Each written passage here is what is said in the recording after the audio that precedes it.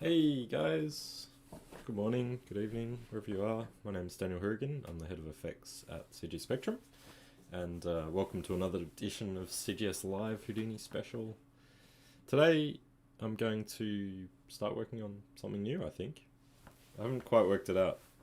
There are a few suggestions flying around, but I couldn't really think of any good ideas until this morning, and I thought I gave a class last week where I was just showing how to put together a shot using a still image. And I thought that might be a really good kind of topic. And it also made me think it's kind of a cool thing for a stream where I can just pick a different image every week and just set up different shots. So it kind of gives you, when you choose a still image, it kind of gives you a starting point and it gives you a kind of bit of a frame of reference for maybe where a story, a bit of story, a bit of context. So I'm just gonna jump in to have a look at. I use this website called Pexels, but there are lots of free stock photo websites out there. It's important to use royalty-free stuff or free images and not just go to Google and download things, because some of those images might belong to people. You might get in trouble for using them. So I always use something like this. And I thought, it would be kind of cool to just take an image and start doing an effect. Now I've already kind of found one that I sort of liked. Although maybe I closed it. Let's see. Maybe it's right at the top here. Nope. Let me see if I can find it again. It was like a street view, so I'm just googling empty streets, and the reason is that to integrate an effect into an empty street is much easier than one that has, things in it, cars driving along. All that stuff makes it more difficult to integrate. So that's why I'm just searching for empty streets. And I saw this one that was like a top-down shot of a city. Oh, maybe I think I got to it through here. This one. I thought this was kind of cool. It has that kind of, I don't know if you know what tilt shift is, but it has that kind of tilt shift miniature kind of quality. And as soon as I saw this, I was like, oh, it would be really cool to see a giant robot or something walking through this scene. Because all the cars are sort of stopped, except for this one motorbike that we'll have to deal with. All the cars are kind of stopped. And, it would make sense to see something going through here. Maybe it wouldn't make sense to see a giant robot, but I think that would be kind of cool. There's really nice lighting as well. We've got this really nice sort of sunset lighting, sunrise. So long shadows and really nice kind of bright yellow lighting. It looks like the sun is coming from the screen right, because you can see the sort of shadows going off towards the left. So you can see this is the pole here, and you can see those shadows going off. So you always look at those things when you're trying to work out lighting direction. Just take something for a frame of reference and try and work out where that sun's coming from. So the shadows are long, so it's low. It's yellow as well, so it's definitely not midday. So yeah, I thought that could be kind of cool. We can try it out and see. So it's a weird aspect, which isn't ideal, but that actually may not be too bad. Let me see what the size is. So let's go original. I guess we'll just do that. Oh, I already downloaded it. Okay, so let's minimize that and let's bring it in. So the way to bring it in here, I usually just kind of create a camera.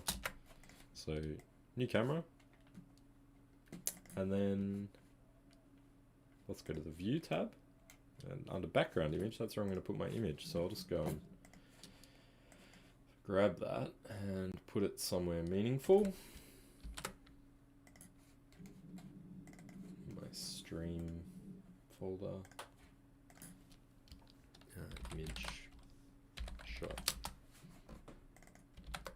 Okay, so let's go and grab that now.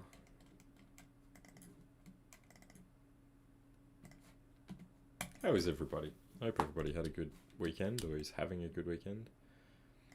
So now you can see my image in there. The next step I need to do is align my camera to the image.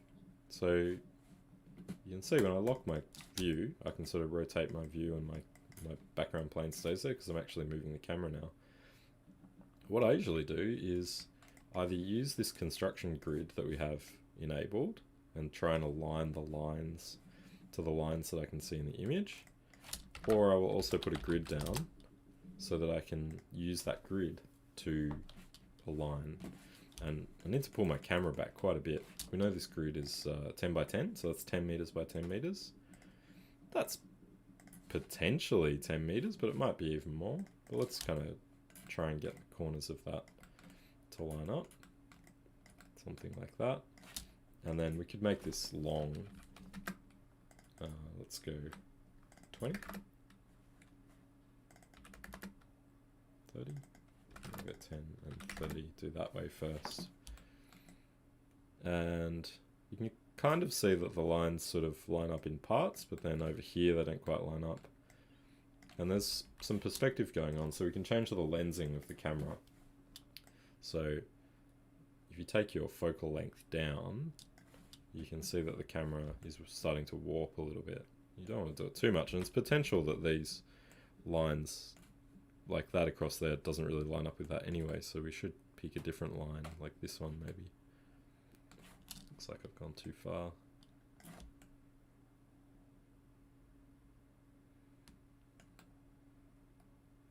You know, and you kind of just try to make it as close as you can.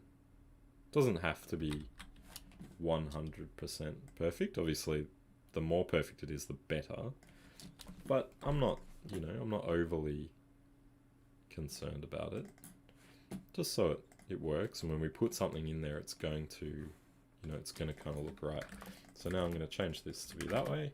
Just make sure that those kind of look right, and you can see that that kind of lines up now. And now let's check out the resolution of our image. I'm just going to details in Windows, and so it's 3648 wide by 4560 high. So we can put those dimensions in the camera as well, so that we get that those correct dimensions in there. So let's go 3, 6. Oh, I think that's yeah, that's right. 3648 and 4560. So there we go. Now our camera acts. Oh, it's actually that's annoying. I should have done that first because it's actually messed with my perspective. So I have to do that again. There we go. Set your resolution first. So I'll just zoom my camera in now, and it looks like because my aspect on my camera has changed so much, it looks like my focal length is kind of way out now. So let's just try to mess with that a little bit.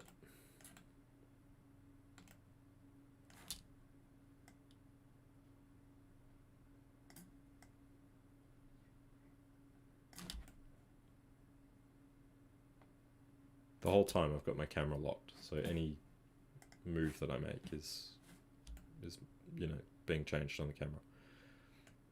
There we go. That's not too bad.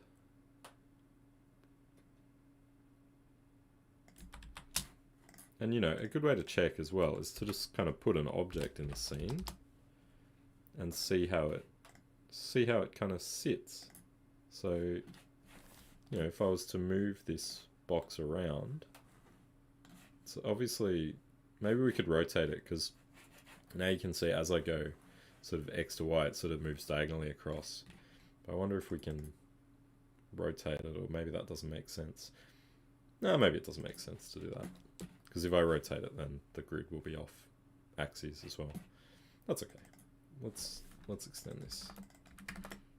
Everyone's very quiet. I hope you guys can hear me. Who have we got today? Say hi. Hopefully hopefully the chat's working. So maybe I do need to change this. Let's see. Maybe I just need to kind of fix this, I guess. Oh, hey, Mohammed. You can hear me. Great. Yeah, I guess because of this aspect, I guess my kind of screws things up a little bit. I try not to work with wacky aspect images like this, but you know, it's okay. Sometimes you do get kind of weird aspects. I might just duplicate this grid so that I can create like a cross shape. Hey Mike, how's it going? Thanks for joining me. So if I create a cross like this, then it's a bit easier to kind of see what I'm doing. And, you know, in reality, when I'm working on stuff like this in film, this is not something that I have to do, because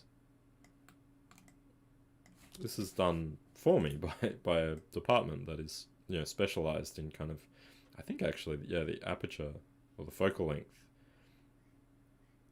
There is a little bit of warping going on, but really not heaps. There we go, that's looking a little better. I guess it is probably like a 100mm lens. It makes a bit more sense. Oh, cool. Nice, Mike. That's great. What are you starting Houdini? I was going to say, what are you starting? But I guess if you're here, you're starting Houdini, maybe?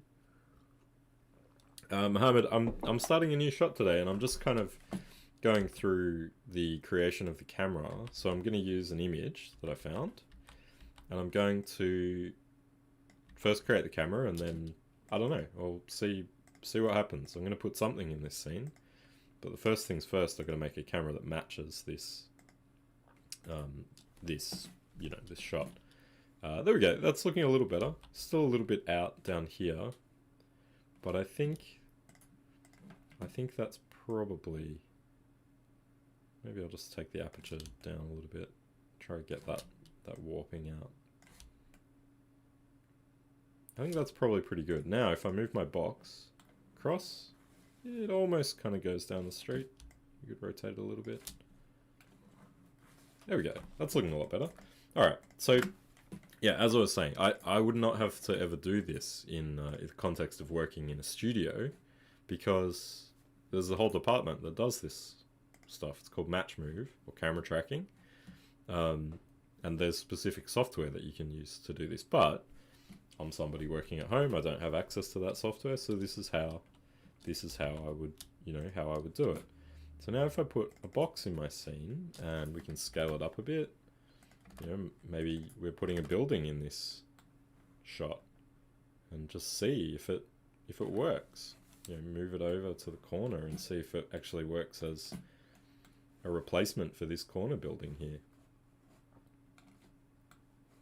So, you know, if you wanted to put like a building destruction in here. Hey, Tarun. If you wanted to put a building destruction in this shot, you know, does that work? Does that fit in there? And it kind of does. There's a little bit of a kind of slope, I think, in this road here, so you can see kind of, you can see how the distance here is greater over here than it is here, so there's a little bit of a slope there, so it's going to kind of not quite work exactly, but that's pretty good, you know, I'm happy with that. It kind of looks like it belongs. So that's good. I'm happy with my scene. If I was to go and put test geometry Crag in here and make him really big, he hopefully will look like he's walking down the street. Hey, look at that. So let's move him back. So that's kind of what I was imagining, like some giant creature walking through the scene. And it looks pretty good. I'm going to try and rotate my camera a little more, just to improve that a little bit. I mean, we could just use Crag. He kind of has the he kind of has the motion that I was, you know, that I was kind of expecting, where he's sort of walking through, and then maybe I don't really want him to stop, but that kind of thing. I don't think on Mixamo, so Mixamo, if you've never used Mixamo, it's a kind of a website where you can grab animations, so characters and animations. It's run by Adobe. Let's see. Sign in over here.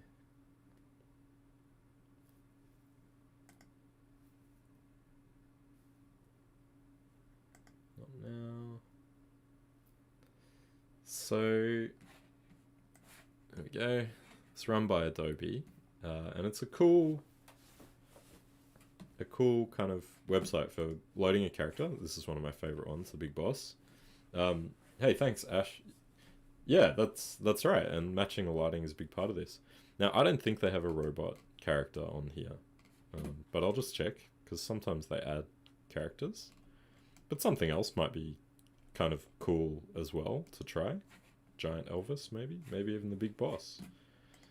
The cool thing about this is that you pick a character, or you can even upload characters as well, which is quite cool. And then apply an animation. So basically, you know, if you wanted a walk animation, you could just type in walk, and you could get someone doing all these different types of walks. That's a great one. So you just select it, and then it gets applied to your character, and then you can download that to use in whatever shot you want. So it's great. You know, it's a great way of adding some really interesting animation to your scene. And when you're learning effects, it's a really good way of getting some animation to work with. That's great. So, you know, it's definitely worth, checking out. But yeah, they don't have a giant robot, unfortunately. Let's put in robot. No dice. Alright. Well, let's go with Crag for now, and then we can always swap him out later if we decide that, you know, he's no good. Let's see. I might turn off the hammer for starters, even though his animation is completely tied to using the hammer. But I'm just going to move him a little bit more. So we get him walking through. Okay. Alright. So that's pretty good. Now, we've got this motorbike in the scene, which kind of betrays our animation, because it's just kind of stuck there. For me, that do environment art, this is perfect, putting a character in the scene. Yeah, right. Oh, cool. That's good, Ash. This motorbike here that we can see, and I can't really zoom in to it because then it goes away. Although if you ever want to zoom in on an image like this, you can use the screen window size setting. This is like overscan kind of stuff, but this allows you to, if you tie these two together, so I'm going to copy that one and paste relative reference. There we go. It allows you to zoom in on the image without destroying your camera aspect and all that stuff. So this guy right here, you know, they're in the process of turning a corner. So if this was a real movie of this street, they would be moving. So you don't want to you want to try and get rid of stuff like that, because it sort of makes it really feel like a still then. So I'm gonna get rid of this out of the image. And to do that, I'm going to look, you could do this in Photoshop, you could do it in Critter, however you want to do it is fine. But I'm going to do it in Nuke, seeing as that's just what I use most of the time. So here's Nuke, here's my image. There's my motorbike man. And I'm going to use Roto Paint.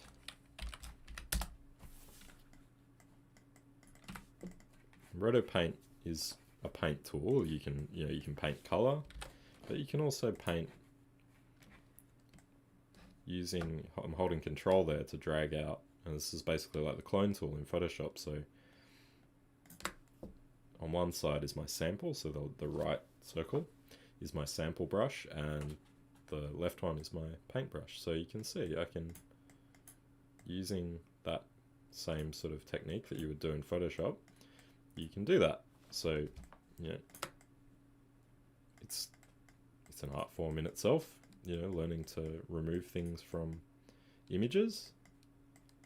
And there's lots of tricks and tips. I'm just going to do it kind of roughly. You can see how down here I'm not quite getting it right, so you can see my brush strokes. I can change it to come from this side. I usually do it sort of, when I'm doing it properly, I usually take the opacity down and do it in stages so that I'm not painting full opacity. I'm just sort of painting it little by little, and I find that that gives you overall a little bit of a smoother result.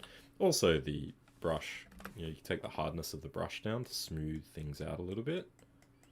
But you can see how just with the opacity down a little bit, it allows you to just kind of layer things up a little bit more. And then just moving your brush to sample different areas. This one's going to be a little more challenging, so take my brush size down by holding shift and drag, and then I can try and get in there and just very slowly paint that line across.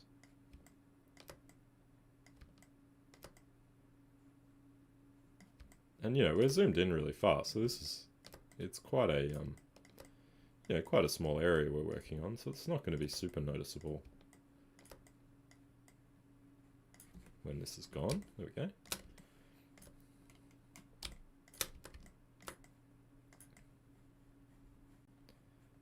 And this is kind of, you know, this is life as a generalist artist. You're kind of, you never know what you're gonna have to do to get a job done, or if you're working as a freelance artist and you're just kind of tasked to do something, you may have to do this stuff. It's not always about just working in Houdini and doing the effects. You may have to do some processing on your background environment.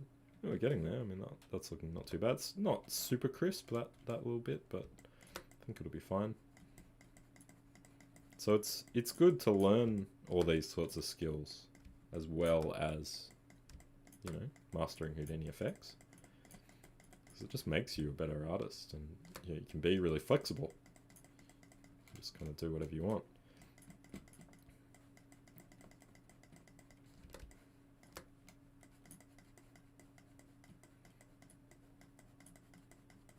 Sometimes you can just copy whole patches and paste it over as well, and then kind of blend it in. That can sometimes work as well. So like just copying this whole section of road and pasting it over. Paint new details in. Let's take that. Oh, you can also change the method of applying it. Like at the moment, we're just sort of applying it all on top, but you could, you know, you could plus it, or you could do some interesting kind of layering. There you go. So now I'm just trying to roughen it up a little bit, just make it feel not quite as painted. You can pick it, you know, because I haven't done it perfectly, but they're gone now, so you know, it's not too bad. A little bit patchy, but I think that'll work fine. So I'm just going to write this out again.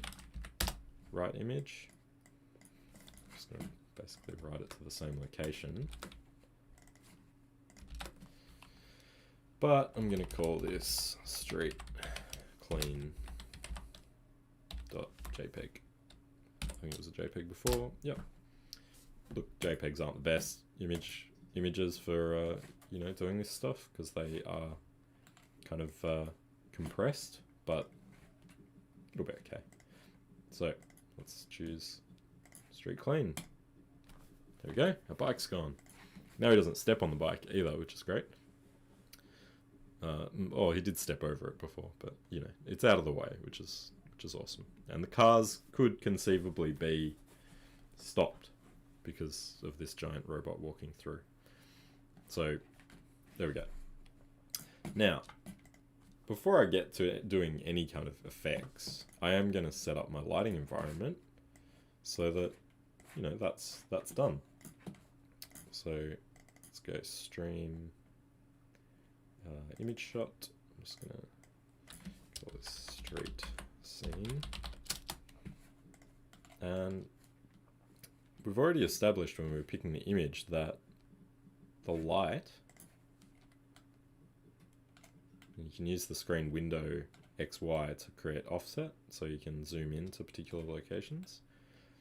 So we've already established that the light is coming from the screen right, and it's very low because we're getting a very long shadow there. So one way that we can get this kind of as perfect as possible is to use something like this box here. And I'm just going to reset that back to the center. Try and see if I can get it. Let's zoom out again. There we go. I need to pull it over here. There it is. So I'm just going to put it where this kind of, what is it, fire hydrant here. I'm going to get it to be roughly the same size. 30 centimeters by 30 centimeters, probably. And make sure it's on the ground. So you can see here. So I want world 0 to be my ground plane. But if I leave that there and set my shadows up like that, that is actually halfway through the ground. And then my shadows and everything would be out. So I need to make sure that it's sitting on the ground before I position it, so that now you can see it's not in the right spot. So now move it over. So then everything would be out if I set my shadows up on this thing and it wasn't sitting perfectly on the ground. So there we go. That looks okay. Sorry, just checking my phone. It keeps going off. Just turn it off. So now I'm going to put a grid down, or I already have my grid, but I'm going to put another grid down, which is going to be much larger to catch these shadows. There we go. I'll just call this ground. Turn that one off. Turn that one on. I'll leave Crag off for now, and then go back to my camera and turn this all back to 0. There we go. So there's my little fire hydrant. It's maybe too tall, so maybe I need to just make that slightly shorter. Let's go copy, paste relative reference, divide by 2. So now my center is half my height, and that means that it will always be on the right side. So let's now put a light in my scene. So I'm going to go and rotate over this way and shoot it kind of, you know, I'm going to approximate what I saw in the image. And if we, you know, have a look at this, it's low because we're getting long shadows and it's coming from over here. So I'll just kind of drop it low, come from this side of the camera. And I'm going to, I usually use spotlights, sometimes distant lights. Spotlights I find easier because distant lights you can't actually look through and it doesn't really show you a good image. So I usually just use a spotlight. And let's now look through the camera. Hey Alan, how are you doing? I'm doing well. And the color was kind of yellow as well, so I'm gonna make it mostly white, but give it a little tint of yellow. There's our shadow, if we use the high quality one. I don't often use the high quality shadows, to be honest. But it might be handy in this instance where we can see the length of this shadow. Hopefully it's accurate. But it's much longer than what we have in our... If we zoom in to this. It's much longer than what we have here. So here's our one there. Oh, it's maybe not. Let's zoom in through our camera again. Turn that one off.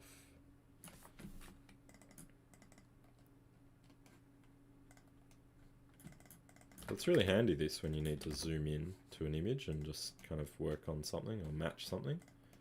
It's really quite handy. So let's turn our ground back on and our high quality shadows don't show up. Great.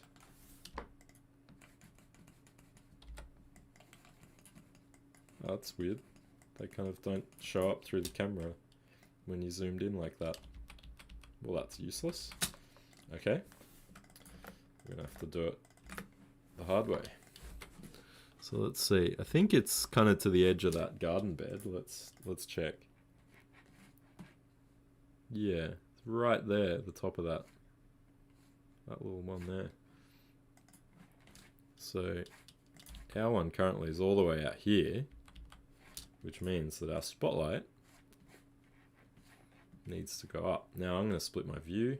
I'm going to go, what am I doing here? Split pane top and bottom. Is that what I want to do? Yeah. There we go. And now I'll get two scene views. Sometimes I find that this can be a bit buggy when you have two, but now I can look through my camera. Hey, that's alright, no worries. Yeah, well, basically what I'm doing, Alan, is I am starting with an image, this image that I found on pexels.com, free stock photo website. And I'm just using that to kind of inform my choices. So I thought, looking at this, I thought I could imagine a giant robot walking down the street because all these cars are kind of stopped and it makes sense. So I've cleaned out the only thing that looks like it's moving in this scene, which is this motorbike, using a roto paint. And now I'm trying to match the lighting, and I've got a crag in here which is walking down the street, just to have something in there. It's not exactly what I was imagining, but kind of, he has the weight of being a giant character, so I think that could work well. Now I'm matching the lighting, so I'm going to look through my light on this one. Turn off the background. So this allows me to change my light. If I lock this view here to my light, I can look up here and look at my shadow. So I want it to be kind of around here. So I can change my light position. There we go, look at that. Not bad. Now I'm not sure I trust the viewport to give me a completely exact representation. But that's not bad. Let's render it and see if it's just the same. So I'm gonna hit save before I do that. Go to render view. I'm gonna auto create a mantra node when I hit render, and let's see what those shadows look like.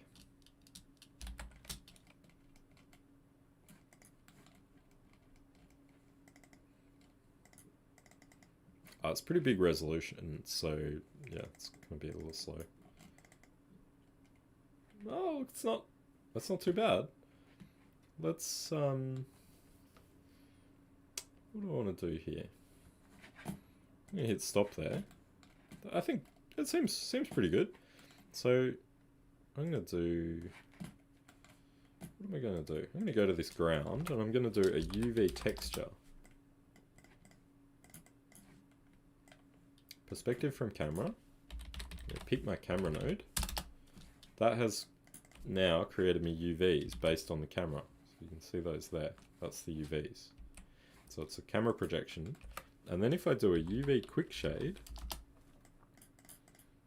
and put that texture on, so go out to my camera, grab that texture. I could even link those so that if I ever changed my image, so you can see how the grid just kind of looks like it's a flat projection from the camera view. Paste relative reference. Now I've got my scene projected on there, and you can see it's a little bit wonky. It's tied to the resolution of the grid, so if I make this resolution better, you can see how the UVs sort of start to come into line a little better. And now, when I turn this on and off, it should be kind of pretty much identical to the camera plane. So you can see now all I'm looking at is the ground with that texture on it. And there's the shadow. So it kind of, now we can sort of lay it over the top, and that works a little better. And I can zoom in now as well and kind of see it. So you can see, like, I can kind of rotate around, which is kind of handy. And I can sort of see exactly where that shadow is falling. And that's pretty good. Maybe the angle is slightly off, but I'm pretty happy with that.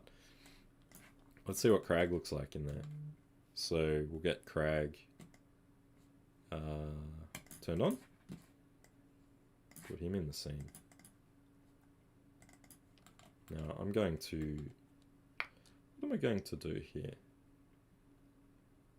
I'm just going to turn the ground off for starters and see what he looks like through the camera. I might go to my out context here and just set my pixel samples to 1. That'll get me a pretty quick render. Alright, there's Crag. And you know what? I'm going to do half res as well. It'll give me an even faster render. Okay, so he's got that directional lighting on him. But as you can see down here, these cars are fully illuminated. The street is fully illuminated, even though it doesn't have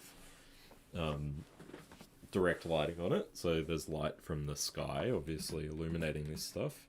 So I'm going to also put an environment light in to be my fill light.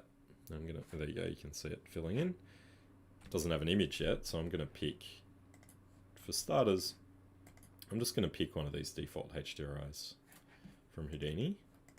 They're not the best, but just as a kind of starting point. And I'm going to turn the intensity down on that. So it matches the sort of intensity of the scene for the shadows. Now, the important thing when you are inserting CG into a photo or a footage. Now I've got actually I've got some color correction here, so I'll just make sure I turn that off. So I'm working in just linear. So yeah, the important thing when you're inserting CG into a scene like this is that you get the shadow intensity and the light intensity kind of the same. You can see here, like in these areas which, you know, maybe should be the darkest kind of areas, they're actually not that dark in this image. So our Crag with really dark shadows, these areas here which are super black, and you can inspect them and you can see they're like, you see those values under the color swatch there, 0.0003, 0.0002. That's, yeah, it's pretty close to black. I'm sure that we might come across a 0 there if we kept looking. So that, you know, that will make him, you can see he stands out as being very kind of obviously different because everything is much darker on him than it is in our scene. Now we can adjust for that in here. It's probably a good idea to make this a little bit brighter, but we can also adjust for that in comp. And that's, you know, if you've ever heard somebody talk about black levels and white levels, that's what they're talking about. They're talking about the black levels of the scene versus the black levels of anything that's being inserted into it.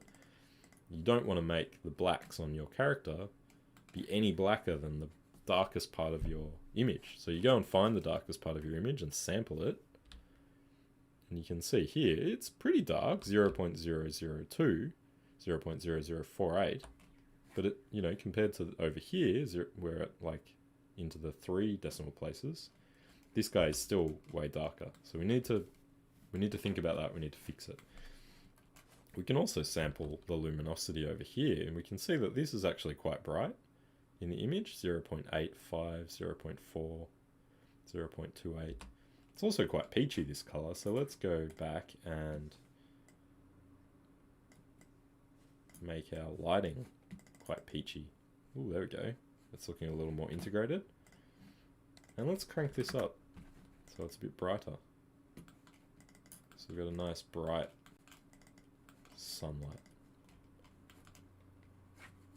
Maybe too bright, but I'll introduce a little more color.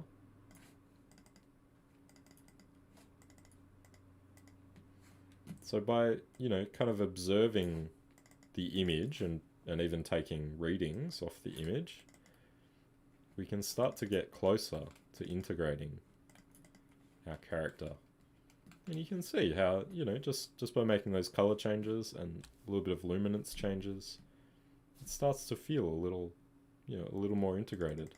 Sunlight maybe a little bright. Exposure is an exponential thing, so, you know, going from 19 to 20 doesn't necessarily just make it one bit brighter. You can see the difference between 19 and 20 was huge. So because it's an exponential curve, a little change will make a big difference. And now, you know, maybe I need to go to 19.5. I don't want it to blow out too much, so I'm trying to keep it down a little bit. The shader on this guy isn't that great either, so, you know, we can also play with that. Test geometry crag, if we turn off add shader, and then it is a good idea to light something without a texture and just light it with grey. So I might just do a principled shader for him. You know, drag it on to the render. That should give me a new render. There we go. And now you can see that actually works a lot better, that shader. So we've got a 0.2 grey. Sometimes it's good to go. I think what do they use in what do they use when they're sampling light? I can't remember if it's a 0.3 or a 0.5. Sometimes they use different ones. But if you've ever seen somebody holding up like a grey ball in a lighting shot, that's what they're doing. They're sampling what light looks like on greys. They also have a white ball, a chrome ball, so that they can see what lighting does in the scene. So they usually capture these things when they're shooting films, so that when they get the shot back at the studio, the lighting artist has something to reference, so they can match their greys and their whites. Sometimes they might have something else as well. Okay, it's a little bit bright, so I might turn it down a little bit, but, you know, that's not too bad. Now let's get our shadows in there and see if we can get shadows happening. Got our ground, so we can turn that on. There we go. So we're going to get a weird kind of result from our ground, because our ground is actually taking light at the moment. We don't have a shader on this, we're just kind of doing a quick shade. So I'm going to take this same relative reference on this texture map. I'm just going to stop this, go to my material context, and I'm going to just grab from the utility section a constant and put that in the color map and apply that to the ground. Let's try rendering again. So when you do that drag, it just puts it in this slot here.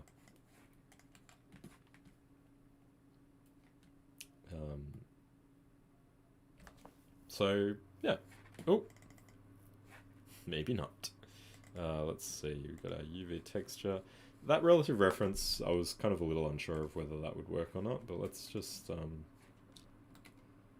yeah, see how that's not evaluating? I might just go and copy the path instead. Copy parameter, material context, paste expressions, no?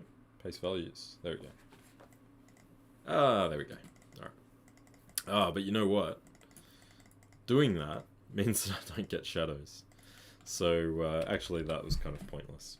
So I've got like a nice, you know, constant shader on that grid now, but it means that actually I don't get any shadows. So what I might grab from this material, this, for this ground plane, is the shadow map material. And apply that. It makes it go black, but what you can see when I look at my alpha is, hey David, city destruction. Maybe. Not yet. It's going to be a subtle, maybe a subtle road destruction. First of all, baby steps. So what you can see with the shadow matte is that it gives you all black, but in the alpha, you get this shadow. So the shadow shows up in the alpha channel.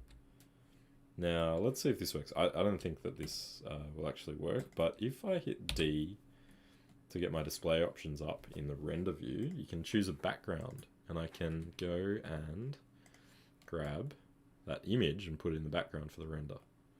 I feel like the shadow mount doesn't kind of work with this, but let's see. Apply, accept. Oh, there we go. Great.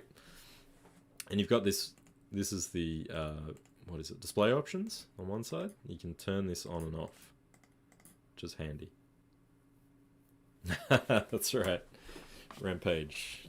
I've still got it. It's out. It's out there in the shed, outside this room.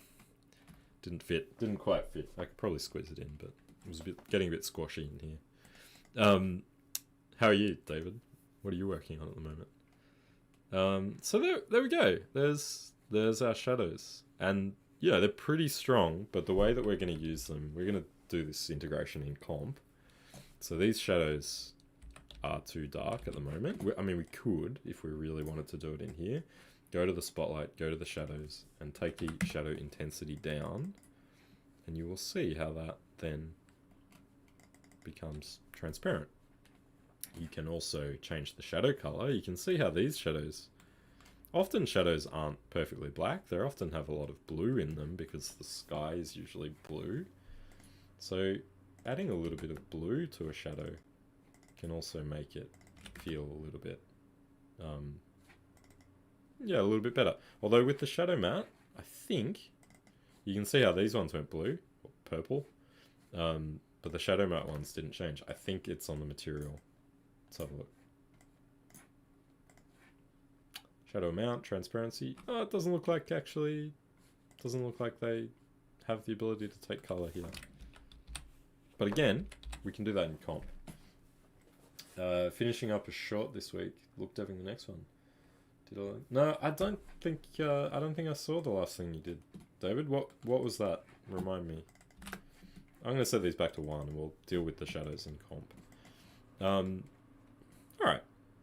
So, you know, apart from them being way too dark here, I think that this is gonna work. You know, this is gonna work fine. So let's go and I'm gonna turn this box off. We don't want him anymore. Let's start setting up an effect. So we've got our Fortnite Season 8. Oh no, I don't think I did see that. You have to send it to me. Put it in the comments. In the video comments. Then I'll be able to see it, because I don't think you can do links here. Or I can just Google it, I suppose. So yeah, let's set up an effect. Now that we've done that, I feel confident that I've got a good lighting scenario, so that anything I do is going to kind of look correct. My camera's set up. I've got this other scene view down here. I'm just going to close that. That was for my light. Now, let's do the old effect. And we've got this set up. Got this little UV texture set up. And we're going to use this ground plane now. I'm going to select a portion of it where the crag is walking. Guess I'll make it overlap the camera a little bit. It's always good to have a little bit of room to move. Ooh, Shift A, there we go. Shift A to select a loop.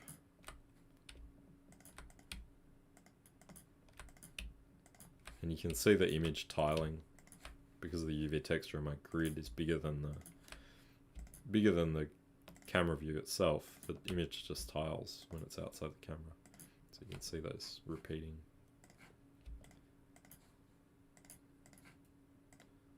Feels like I'm playing Snake. There we go. Select that. We could make it bigger, so now that I've selected that kind of area, and probably there was an easy way to do this, but I can hit Shift G now to just grow that if I want to grow it a little wider into these areas. So I might do that. Let's just hit delete. And oh, that's interesting. It it kept the section that I wanted, but I don't know why. It should have removed it. Oh well. Cool. Oh no, it didn't. It just looks like it did with the material on there. Delete non-selected. That's what I want. Okay. So here's my ground. This is what I'm gonna destroy. That's the only thing that comes to mind. Let's do a little poly extrude. down, because this is our top surface. We want to preserve that top plane. That's our road surface. So I'm going to extrude it down.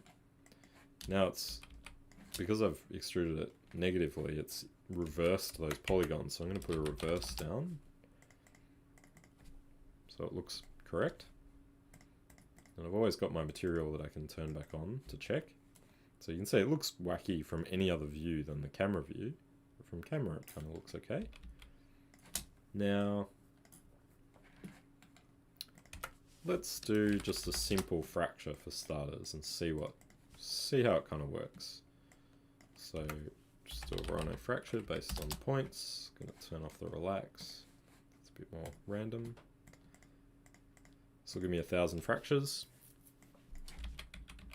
Here we go. And exactly the kind of thing I can import into UE4s. Oh, what's that? I haven't heard of that. Alembic, yeah, definitely. What is VAT?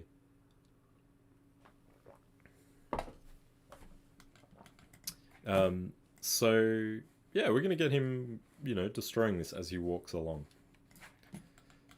Now, there's a few ways of doing this. I mean, the immediate kind of choice or thing that you think about with this is rigid body destruction, and I'll run this into a bullet solver.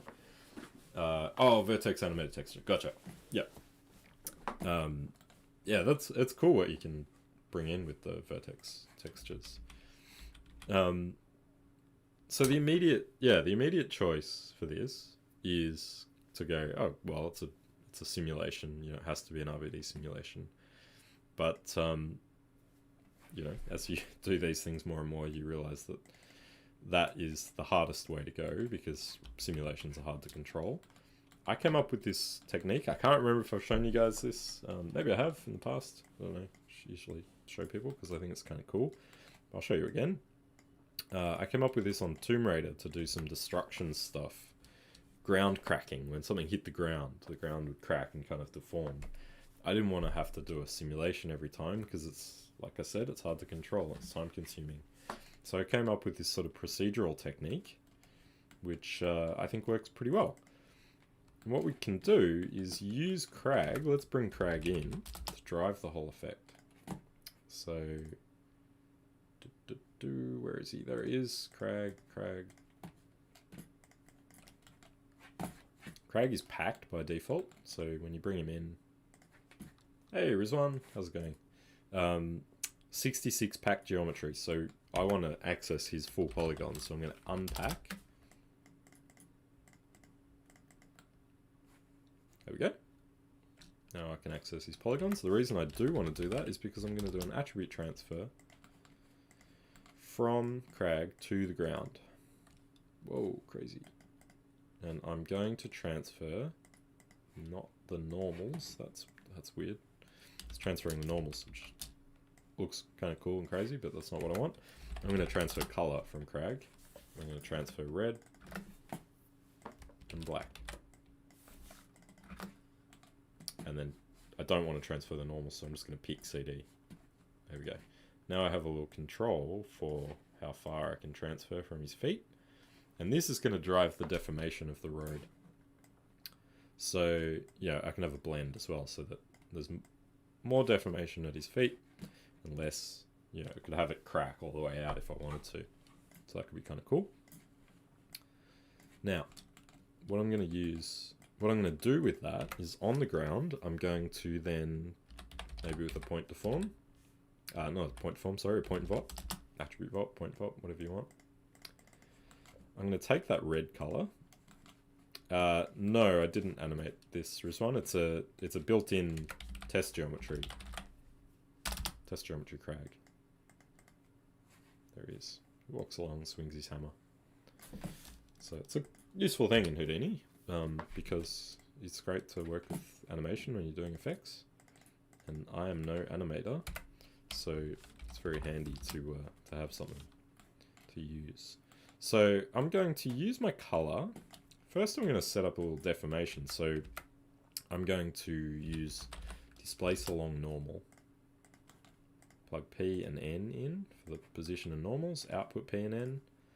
And the normals on this ground plane are just going to be straight up because it's just flat on the ground. They're just going to be pointing in that direction. So you can see as I increase this value, it just goes up, or if I go negative, it goes down. So I'm going to promote the amount, promote parameter. That puts the amount on the outside of this node, so I can control the amount, but then I'm going to multiply that amount by the color. Oops. And now we can see that wherever he stands, get a little mountain. So I'm going to do it -1. And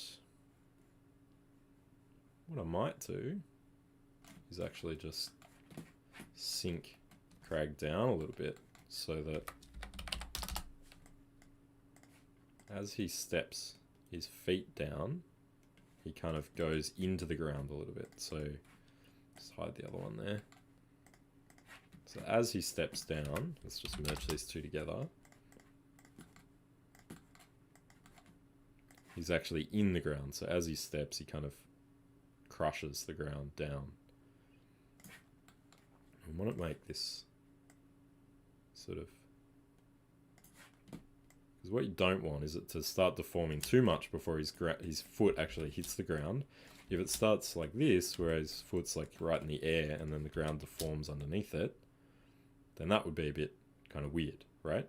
So you want to, let's just take this right down to just when his foot is right there. And then we'll work on some other way of spreading it out after he's done that. So there we go, that works a little better. Alright, what we're going to do here though is we're going to we're going to use this grid to deform our fractured geometry. So I'm going to pack this geometry. So this needs to be packed for this to work. You're making a drawing, Rizwan. What are you drawing? Point deform. I'm going to point deform these packed pieces. So you can see now there's 1,000 packed fragments. I'm going to take the rest point lattice as my non-deformed grid and the deformed lattice as my deforming grid. Watch what happens.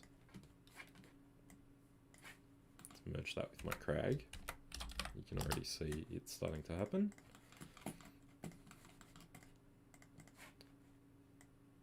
Cartoon dog, nice. You see what happens? The pieces kind of rotate with that deforming plane. And the way that it's working is because they're packed, they're not deforming, they're just being allowed to move and rotate with the point deform. But if this weren't packed, they would just deform. So you can see how it doesn't really look like it's cracking anymore. The mesh is just deforming with the point deform. But as soon as you pack them, they actually behave like they're looking a bit like rigid bodies because they just rotate and move with that plane. And, you know, using this technique, you can have all sorts of crazy deformation, and the, you know, the packed pieces will just kind of move. So, you know, if I come here and do all sorts of stuff with this mountain, you can sort of see, you know, how that might work. So it's a really cool way of doing this kind of procedural cracking effect. Now, these are cracking under his feet only, and it's not staying cracked, so we need to add a solver. We'll add a solver in, and I'm going to do the transfer inside the solver. So here's our ground plane, here's crag. The ground plane should also come through on previous frame. There it is. So we're going to transfer from crag to the previous frame. Now if we have a look at the solver, it bakes that transfer down so it stays there, so it keeps it, which is great. That's what we want. So that now when we do our little deformation, that deformation stays on the ground plane instead of changing every frame. So it keeps a history of it. And then when we do our deformation, that deformation gets stored. So it looks like he's dragging a big kind of channel through the road. Look through the camera.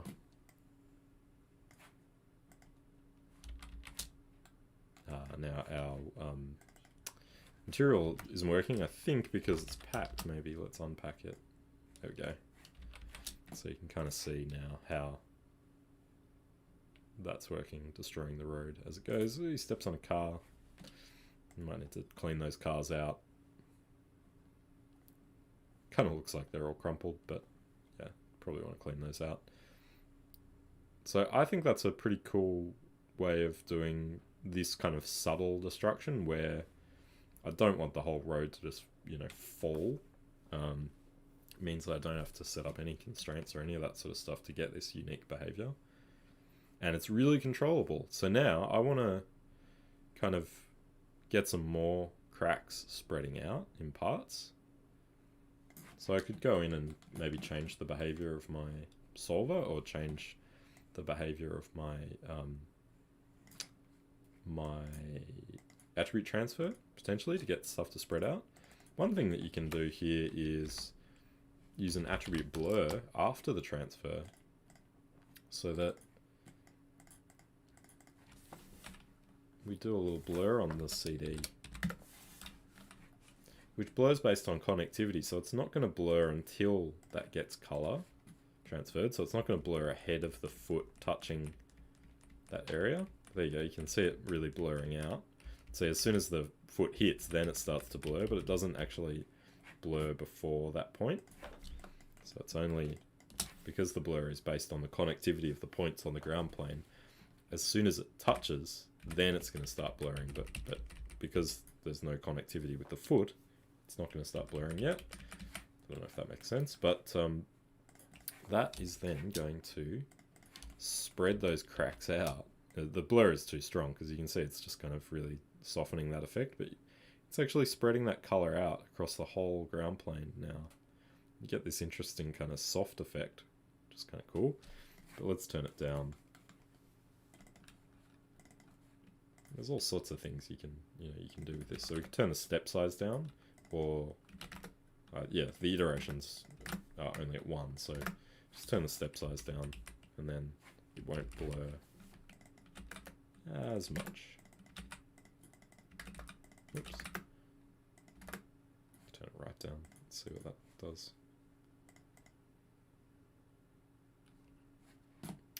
Just turn materials. I may have made it too small now. Oh, it's you can see it's just sort of blurring the edge a little bit, but it's probably too small. So let's try 0.01. There we go, you can see it a bit more now.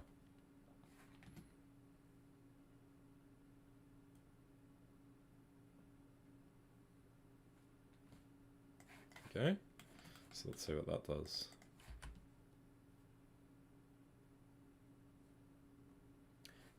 It does, unfortunately, add a bit of jittering to it, having that blur in there over time. So, you know, maybe it's not actually great, and it actually changes. You can see how, like, when he first steps on them, they're kind of all rough and jagged, but then over time, that blur just sort of averages everything out. Maybe that's not a good idea to do that. So, you know, that could be a bad thing. We could try some recursive kind of solver stuff where what we do after the transfer is split the mesh up based on color, so at cd.x greater than 0 points, and that gets our red. And so we could do it like that, where we just filter out all the low values, 0.1, 0.01, there we go. So now we're just splitting it off based on the color. So one side has color and the other side has the black. And what we could do is actually transfer from one to the other. Attribute transfer from there to there. Let's see, that way.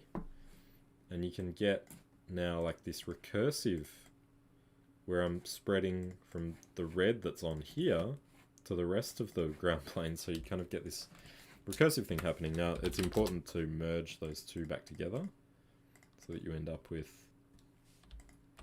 the same, let's see, those two back together. There we go. But what you can see is that actually we're missing a section here.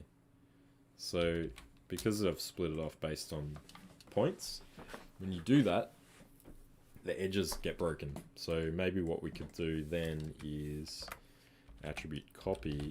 I wonder if this will work. So I'll merge those two back together. And then attribute copy to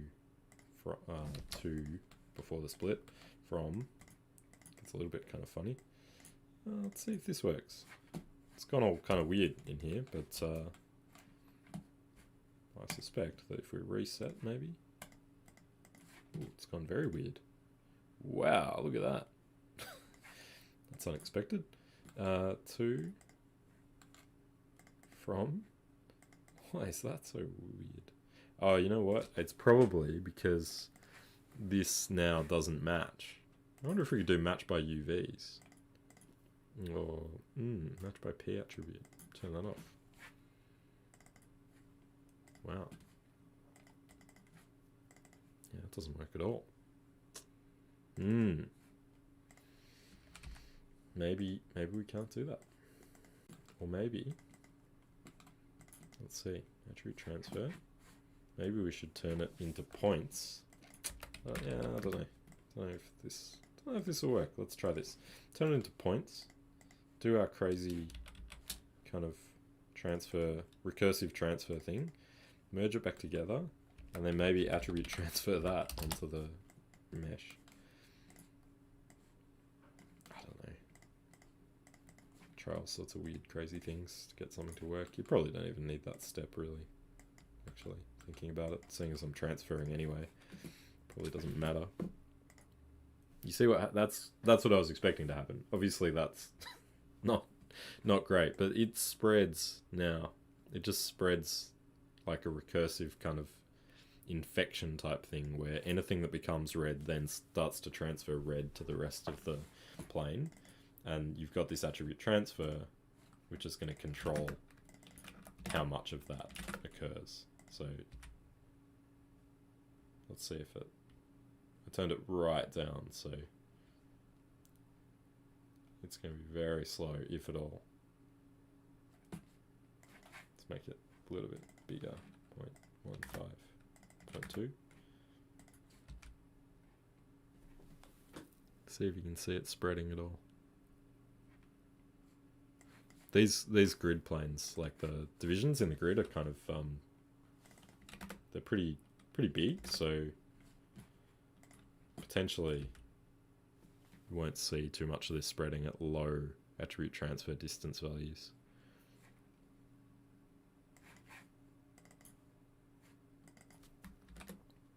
Oh, there we go. Looks like 2 is probably the 1.1. Well, let's try 1.05. That's probably just going to spread everywhere. Yeah, there you go. So there's a fine line. Let's try 1.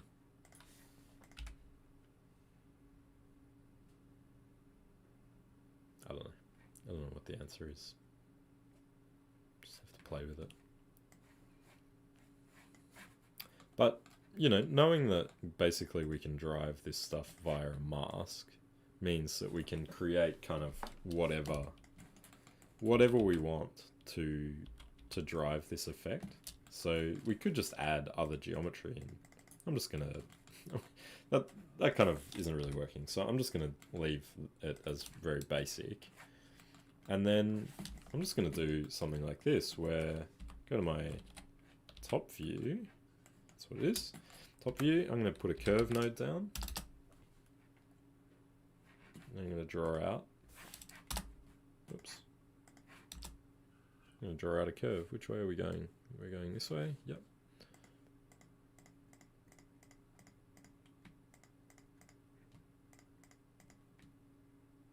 And yeah, I kind of started that in the wrong spot. but I'm going to transform this now.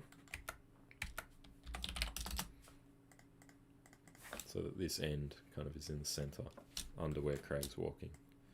I guess I can scale it down too, you know, because our scene isn't that big.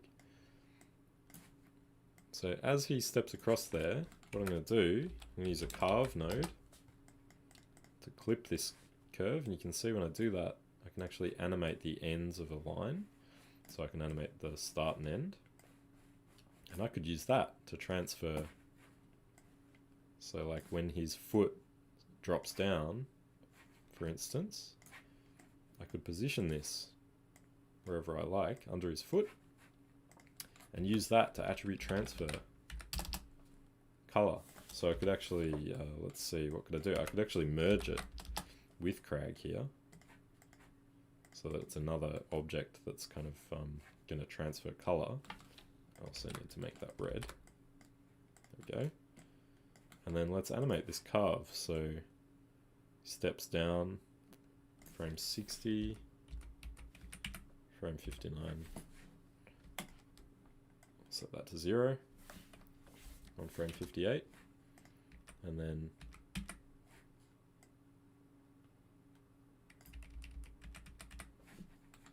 see what that does. Reset, play.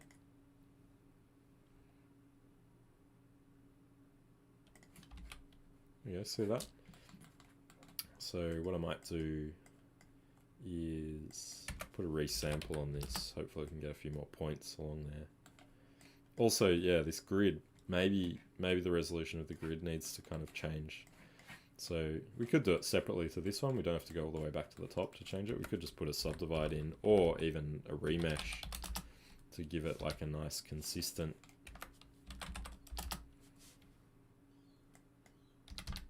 triangular mesh. So I'm going to set that target size. Oh, it's target size 1.5. Yeah, it's pretty big. I guess actually what I should do is blast, because I'm actually doing that on the whole giant grid, so I should just blast that away. There we go. Let's run that solver again. You get a lot more detail now. You can see that.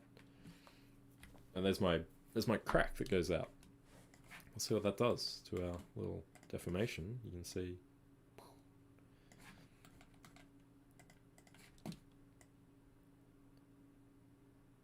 Look at that. Got like a little control now for sending off these kind of cracks that just run wherever I want them.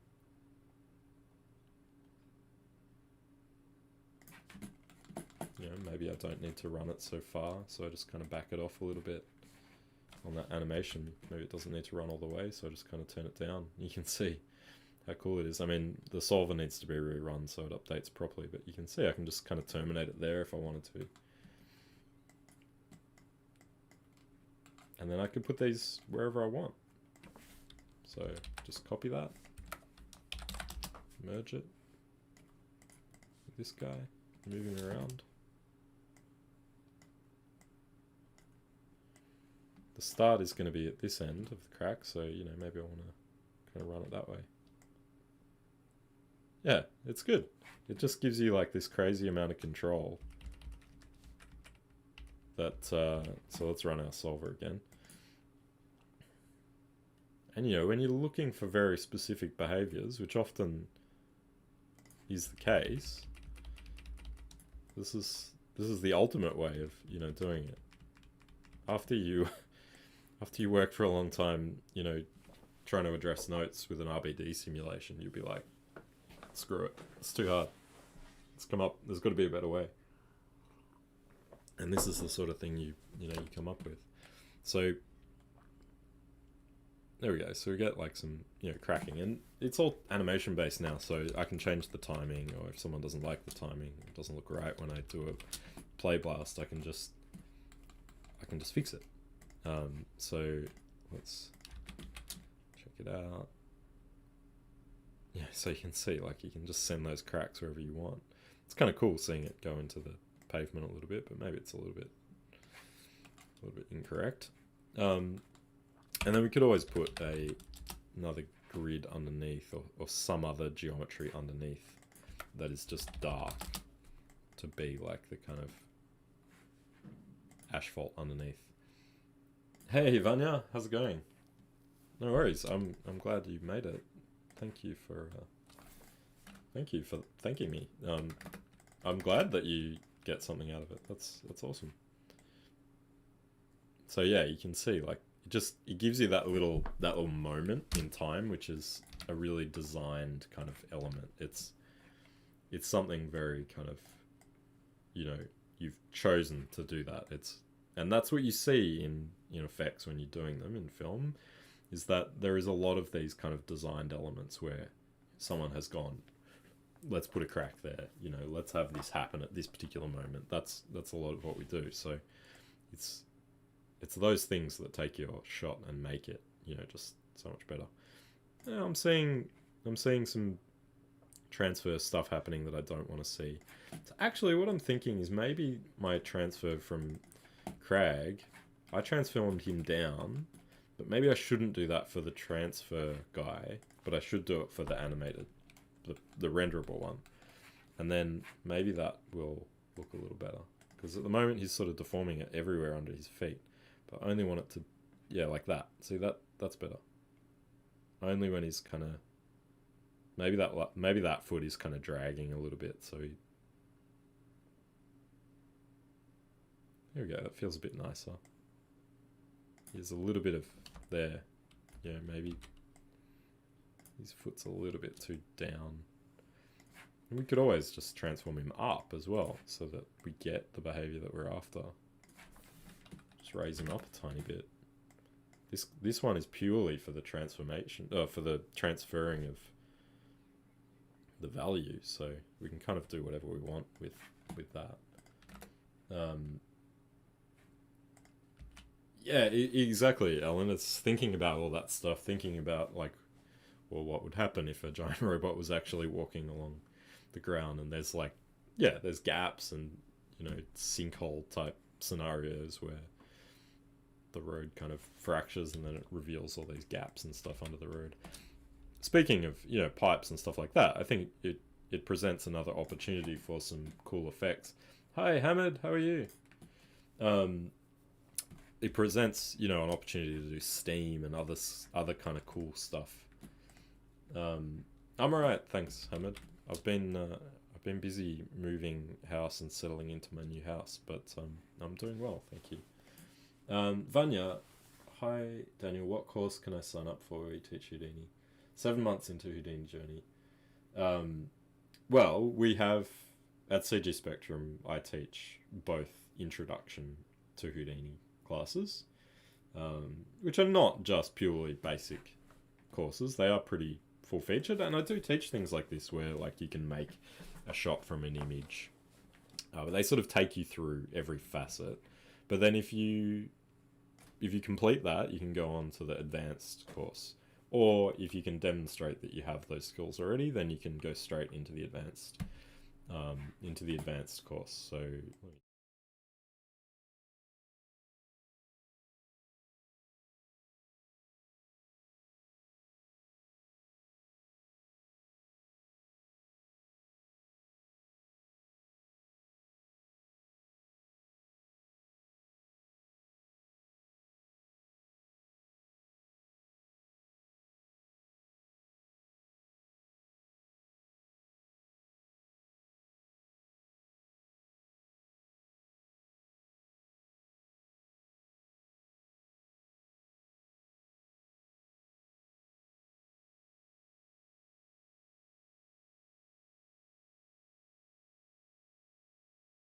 trying to get more information on the website about our courses, because it's a bit light on in terms of the topics covered.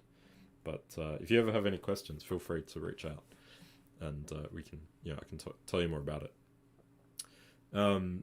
That's good, Hamid. I hope you're feeling better. I'm sorry I didn't reply to your message. I've been a bit crazy busy, but I hope you're feeling better. So there we go. I think that's looking pretty cool. So yeah, you know, thinking about the context of this city scenario and what else could happen here is, you know, maybe the steam coming up. once this crack happens, or like, you know, you could kind of design it so that the crack runs into this fire hydrant and the fire hydrant starts spraying water. That could be kind of cool. In fact, let's do that, because that would be cool. I want to do steam as well, but I think a fire hydrant could be cool. Not too difficult. So we can just basically take our curve. Let's turn our background on and just change that angle. You know, probably better to draw the curve out properly, but just because I like doing things in a quick, hacky way. Okay. And you could work out a procedural way for putting down these cracks as well. I'm just positioning it manually, but, you know, why not attach them to the feet, or come up with some other way of creating them, maybe instancing them based on points that, you know, get generated when his foot goes down. Oh, we kind of just miss it there, so I'm just going to go and adjust that carve. I love doing stuff with carves, it's really satisfying. Alright, so there we go. So we probably need a new fire hydrant geometry, but I'm just going to kind of create a little tube to go there.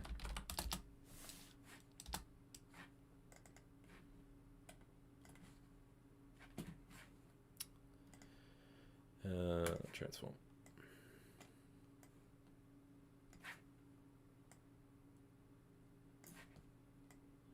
And you know, when I'm doing this stuff, I'm doing exactly the same thing. I try to do it as kind of quickly as possible to start with, just to get, you know, something going on in my scene, some sort of blocking of what I want, and then I go through and systematically refine everything and add in the elements that might still be missing, and just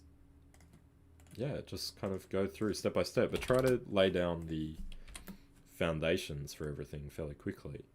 So I'm just gonna try and roughly approximate that. I think we settled on around 0.5 or 0.6 when we were doing the shadow, but something like that might work. Now I'm going to take my it's primitive, I'm going to make it a polygon. I'm going to take my end cap here at the bottom, delete it, and invert it, and poly extrude it to give it a bit of thickness, because I'm going to use this as my flip emitter.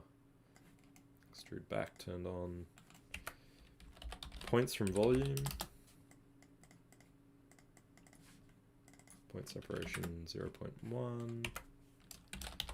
Dot network.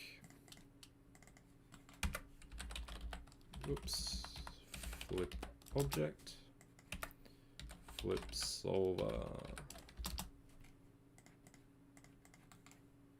And I'm going to use volume source, because I'm going to emit this over time as it sprays out. So we're going to start this, at frame 69. 69 or 70, you might want to give it some a little bit of time. So let's set that there. We get rid of this default grid that's in there. Make sure that our size will fit that effect. Okay, it should be alright. Let's set our input to first context geometry. We don't have a particles group. We take that out, turn on source particles, delete the particles group. There we go, there it is. And I'm just going to use my volume box limits to be my collider for the ground. So I'm going to raise the ground up to 25.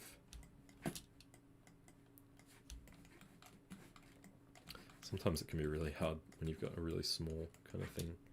And then turn the guides to be particles. Hit play, nothing happens because we don't have gravity. We don't have gravity and we don't have velocity, so I'm going to use a point velocity node. Your education license expired. That's a shame. Yeah, that does happen.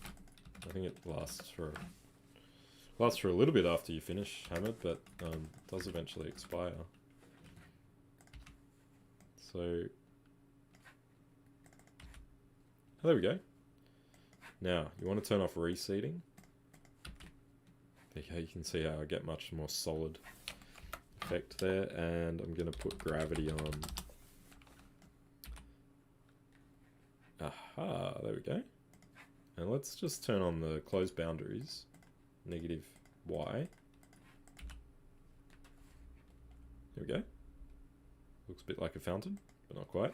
I think negative y doesn't really seem to be working too well. I think this is probably going through the ground plane a little bit, so let's move this down. Yeah, there we go. Alright, so the velocity, let's make that 10. I'm going to add curl noise, create a marker as well so I can see what I'm doing. V, vector. So you can see, if I turn that one off, here's my curl noise. Crazy curl noise. Have my up vector, so the curl noise is just going to be kind of working on that. Let's try that. Oh, there we go. Alright, reset.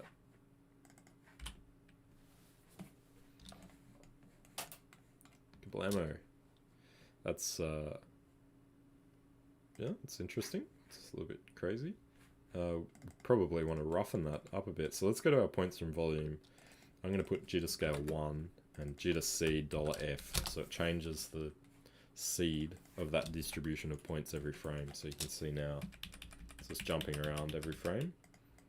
And I'm also going to go to my point velocity. And I'm going to add roughness or grain to this curl noise. So it sprays out a little more crazy. There we go. Curl noise is a little large scale, I think. Yeah, it's pretty splashy. Let's see what it looks like through the camera. Pretty cool, but not really realistic. So let's go and check that out. So yeah, really large swirl size. Let's just take that down. There we go. It's all about scale, you know, getting this stuff right. This is a really large scene, and this is a, you know, very kind of, well, it's going to be a very spray type effect, so having really large noise like that is going to kind of be a bit weird. And we don't want the water spreading out like that, but just to get an idea of what it looks like when it lands on the ground. I'm going to I might just move this up above the ground. So that maybe I won't. Maybe I'll put a ground plane down, and I'll just put the ground plane down a little bit.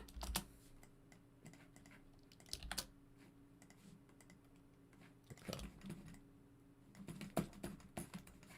I'm going to set the friction, so bounce off friction. I'm going to just crank up on the ground.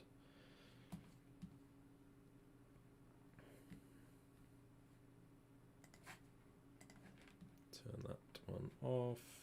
Whoops, there.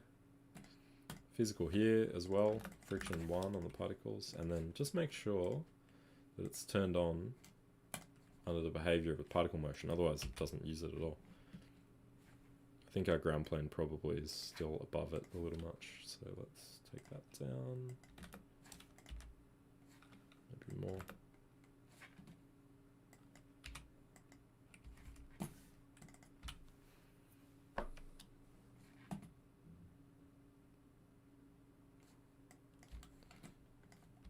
Oh, no, it's not. It's just... Oops. Okay, too far. Alright, let's see what that looks like when it falls down. Should hopefully just kind of hit the ground and stay there, instead of spreading out endlessly. So we've got this big sort of velocity, and it squirts out a lot at the start, but then it's sort of under its own weight, as particles are rising up and then pushing down, they sort of drag the whole thing down a little bit. So you can see it starts to really sort of calm down a little bit. What you could do is you could animate this velocity over time. So we could actually start it kind of low right at the start and then ramp it up very quickly to 10. And then, you know, over time we could just vary it. And you could do this procedurally via an expression as well. But you could just kind of up and down the value over time, just to sort of get, you know, some variation in there. So maybe we do want to just start it really high to begin with, and then crank it 15. Yeah, drop it down, then up again. See if that works. Because maybe it's good to have that explosion kind of at the start.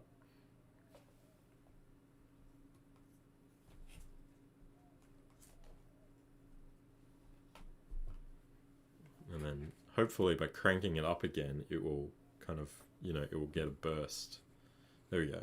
That kind of effect of a kind of geyser type thing where, you know, it's spraying out. Just kind of goes up and down as the pressure changes. Alright, so, you know, you could probably do this with particles as well, seeing as, you know, it could be really sort of sprayy behavior. What I might do as well is turn on age particles. And that might be useful for integration when we come to the rendering aspect.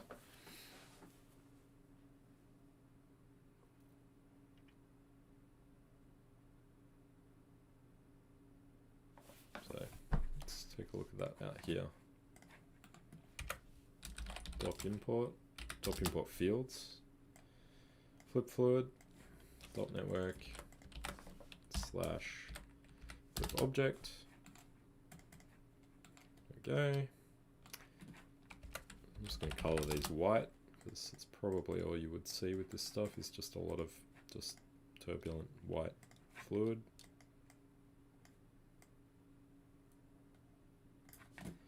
It's a little bit too small scale, I think, when I see these long stringy splashes. It feels a little bit small scale to me, so I really want to kind of break those up a little bit. One way that you could do that as a post thing is just even to put a point jitter down to, you know, to break up some of that stuff so that it's just, you know, it's a bit more fluffy and less kind of less together. I don't know, maybe not too much, but just might help. Let's see what it looks like. We're going for time. Not too much left. I'm gonna do a little flip book.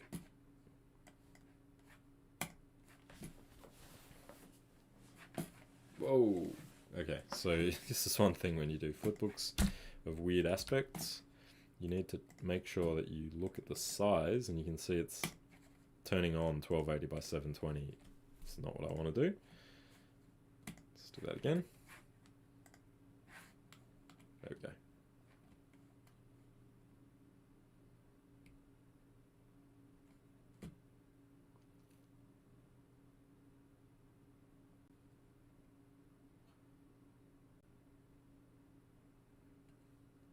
So, I mean, ultimately it probably would bring in the cracked ground as a collider so that it doesn't just run out on a flat plane. There is deformation on this ground now, so having it run into the cracks might be really interesting. See it run down into the whatever's below the world. It's probably getting a little bit too high, and yeah, the scale, you know, it's feeling a little bit too small. But, and when I say scale, I don't mean the height. The height feels too big, but the overall scale of the shapes and the look of it, it feels small scale to me. Not like something that's, what, I don't know, however high that is, 30 meters in the air.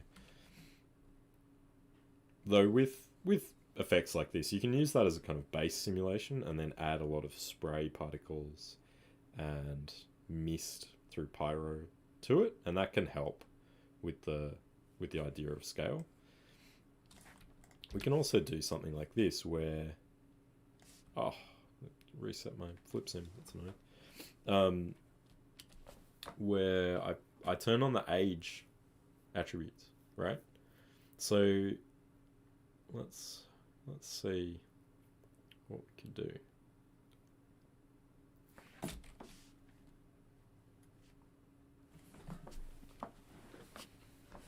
Come on, 2 frames. There we go. All right. So got this happening. If you see here, I have now age and life attributes, and I'm just so used to doing this stuff in a point bob that I'm going to keep doing it. Divide age and life and run it through a ramp to give me color.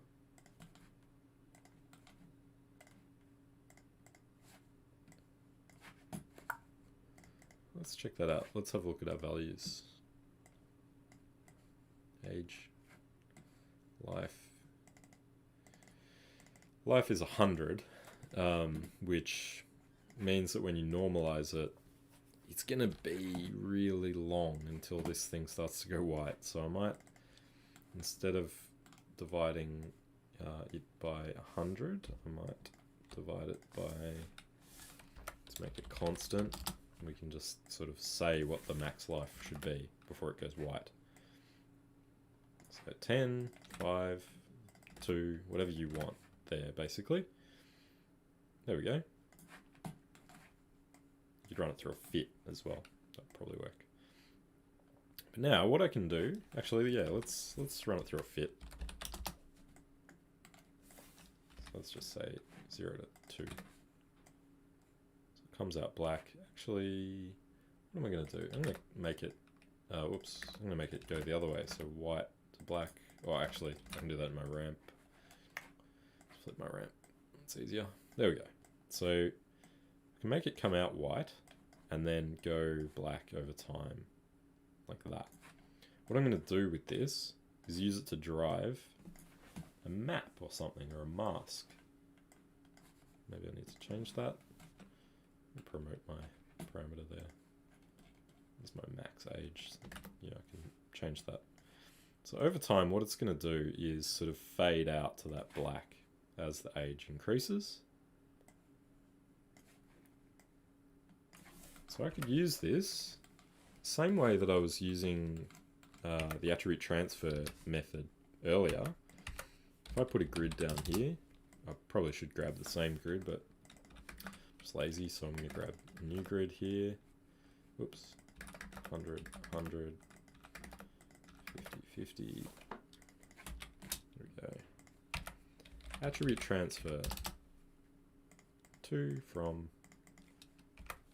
We'll make this one black. And I'm going to take this right down.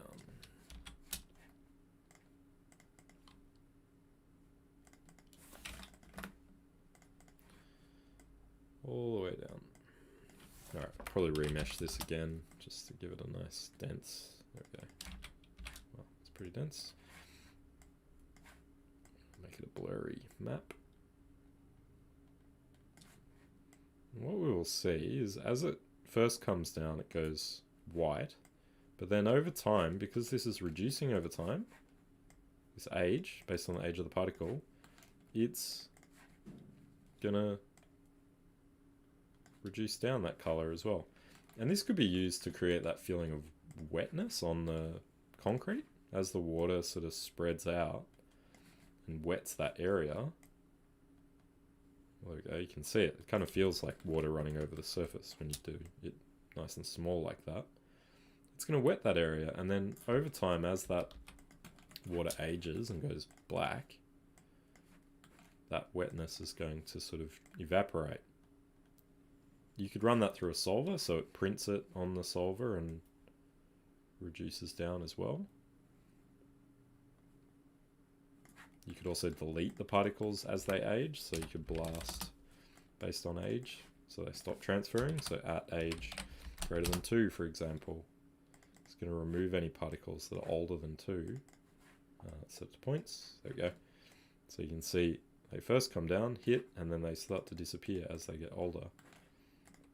Then, if we did that in a solver, hey Mike, 32 gig of RAM, yeah, that'd be plenty. Look, for years I did stuff on a 16 gig laptop, and yeah, it was, you know, it was kind of fine. There are limitations certainly, but no, 32 gig, you'll be fine. You'll be fine. Certainly, if you're just starting out, I don't recommend, you know, going crazy with the RAM. It's good to learn to work, you know, with some limitations as well, so that you learn to be more efficient. If you start off with 128 gig, you'll just learn to fill up your RAM all the time. And you won't learn to pare things back a little bit and make things more efficient. But I think it's a good thing to learn to be nice and efficient with your setups. So I think that's fine. So remesh. I'm gonna start this solver at 69, same as the flip sim. And we're going to attribute transfer from my particles to my grid. Just the same. CD. Jump out.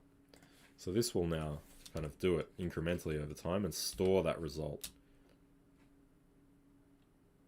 But what I can do inside the solver, similar to what I was doing earlier, I can attribute blur. And that can actually have a nice effect here where it blurs the wet map feeling over time, so it kind of spreads out. But I can also do a reduction over time. So at CD times equals 0.5 is actually going to make it look like this is reducing over time, because it's every frame we're reducing that color value down. There you go. Every frame we're reducing that color value down. So you kind of get this effect of trails happening where, you know, something will hit, and then because of that multiplication every frame, it's going to reduce it down. 0.5 is probably too quick. That's 50% reduction every frame. But if you did 0.99 or 0.95 or something like that, got a little bit of blur happening and a little bit of reduction. Let's give this more resolution on our mesh as well. Probably can be a bit more efficient with our grid as well. We've made it way too big compared to our simulation, so we could probably just resize that to be where it needs to be.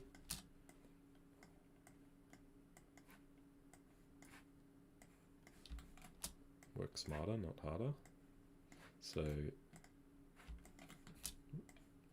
missed it by that much.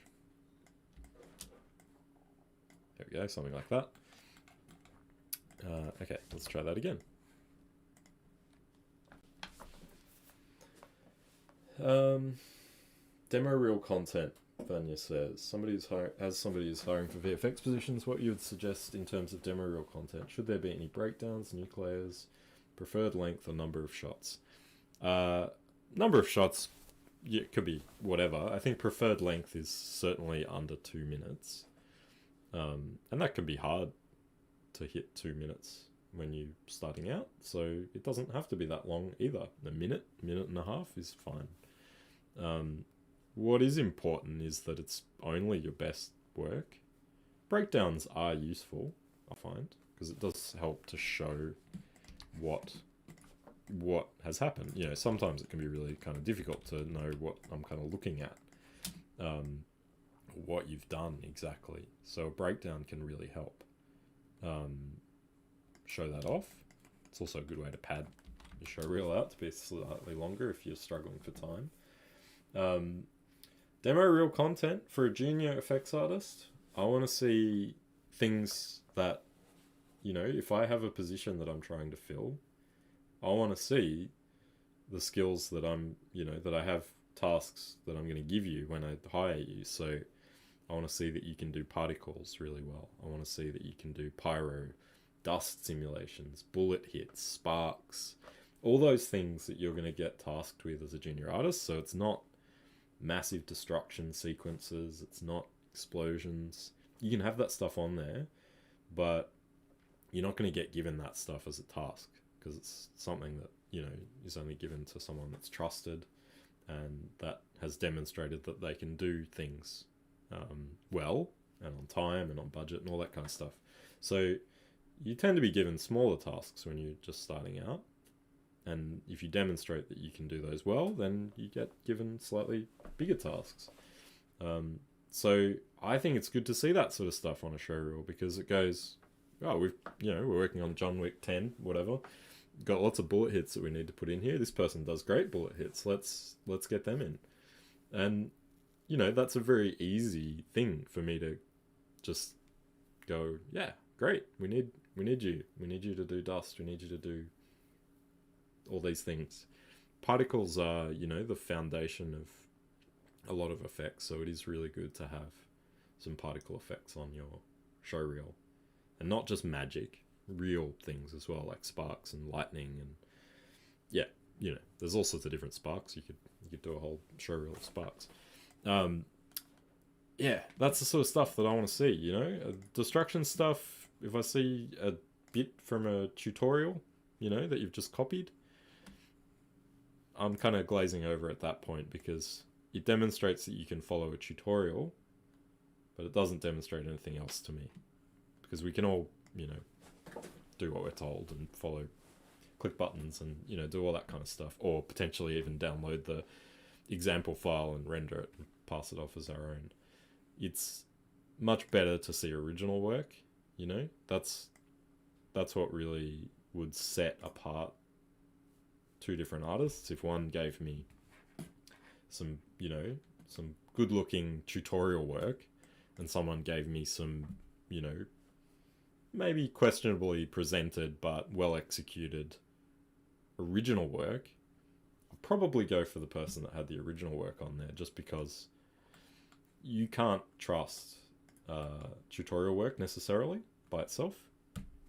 Maybe that person would be fine, but it's really hard to kind of judge. So I and, you know, a lot of people see that stuff and we just go, yeah, but, you know, it's just a tutorial, so it doesn't really demonstrate that you, you know, can do anything except for copy a tutorial. And that's, you know, that's why I just try to show you guys how to do things without, you know, kind of giving you a step-by-step, because it's about sort of you then taking these ideas and making it your own.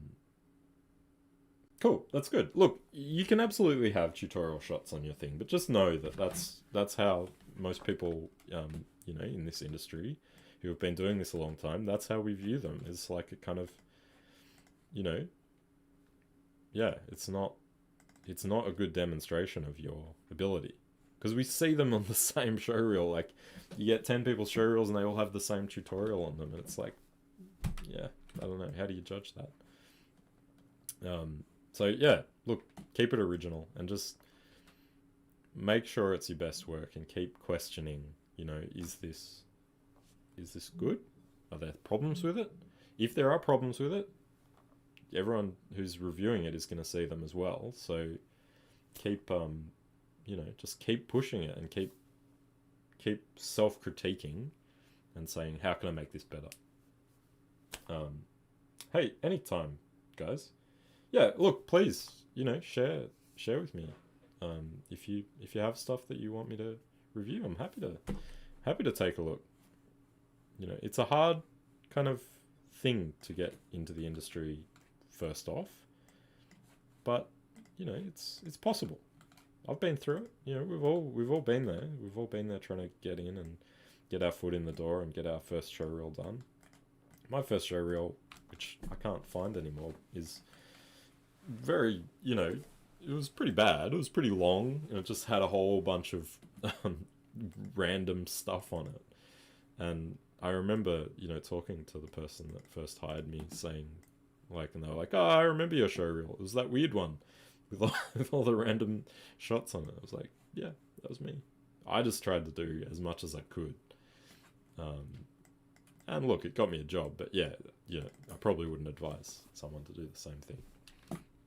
Just put your best stuff on. I had horrible stuff on my show reel that shouldn't have been there. And it probably did hurt my chances in some applications. So I think it's a good idea to focus. You know, I had all sorts of stuff. Animation. I was crap at animation, and I had animation on there. That was not a good idea. You know, I had lighting, I had effects, I had all sorts of stuff on there. So yeah, try to focus a little bit. It makes it easier for someone to, you know, like I said before, they can see something in your show reel that they have a task for. It makes it easier if you're just focused on one kind of avenue, like being an effects artist or being a lighter, stuff like that. Please share it when you're done, Vanya. Love to see it. And I can give you some feedback if you like. So you can kind of see what's happening here. We get that water crashing down, and then non-commercial work. Do you mean that it's got the Houdini watermark on it, or you mean it's personal work? That doesn't matter. The Houdini logo, yeah, you know, it's kind of okay. It's, you know, you're a student. So I don't think it matters really. I don't really think too much about it. So you can see what's happening. The water kind of comes down, and then the particle gets removed from the transfer, and then it sort of fades away over time. And what that's going to look like if we use this as a mask, like if I was to render this out, for instance, use it as a mask. Let's see. What am I going to do here? Personal work. No, that's fine. That's fine. That's all, you know, you can do really as a student, so that is completely fine. So if I was to render this out as a mask, let's go to my out context. I'm going to clone my mantra node. Whoa, that came from something else.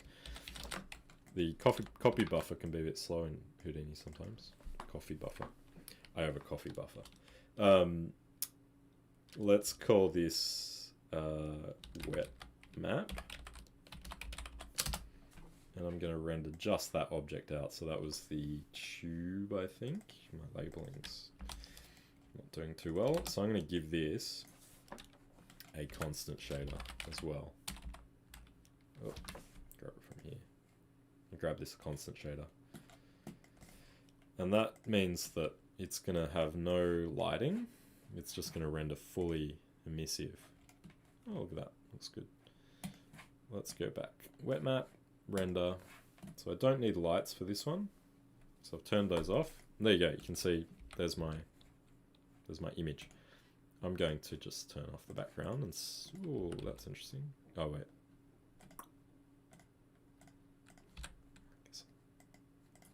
just hide that for a second and see if that goes away. I wonder if that's I don't know what's going on there. I'm just going to save this and call it wet map test.exr. Save. I don't think that'll come through. Oh, actually, you know what? It's coming off the camera. You gotta turn that off when you're rendering. Otherwise, it'll come through in the render. There we go. That's better. Save frame. Wet map test. Save. Override. Let's get a nuke. Yeah, cool. Indie license is great because you can do higher quality renders, which is good. So if I come in here now and read that, where are we? CGS Spectrum stream, image shot, wet map test. Here's that image. If I just merge that over my roto paint, you'll see, well, the resolution is half res, so let's just, whoops, reformat that. And we've got to make it the same res, so 36484560. It should show up in this list somewhere. Yeah. So you can see how that kind of sits over in the right spot. And then I could actually use this color information if I put a shuffle down. This is kind of like working in VOPs. If I shuffle the red channel into the alpha channel, you will see that that now becomes my alpha. I'm just hitting A to look at the alpha channel. And when I merge that over, I get a get a nice blood splatter on my street. But if I, instead of merging that, use that as a grade, so a grade allows me to lift values up and down, you know, do things like that.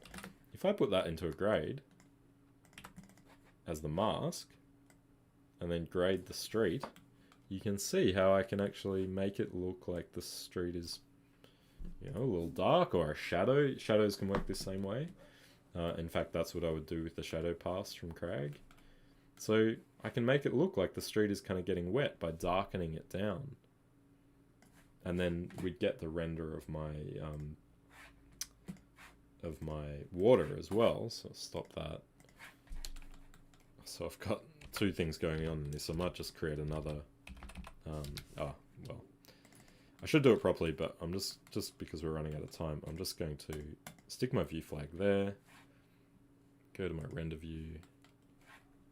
And let's go out,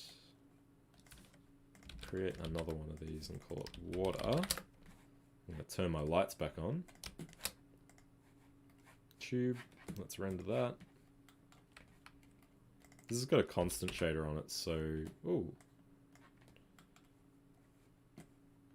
What have we got here? Wet map, tube, oh, water.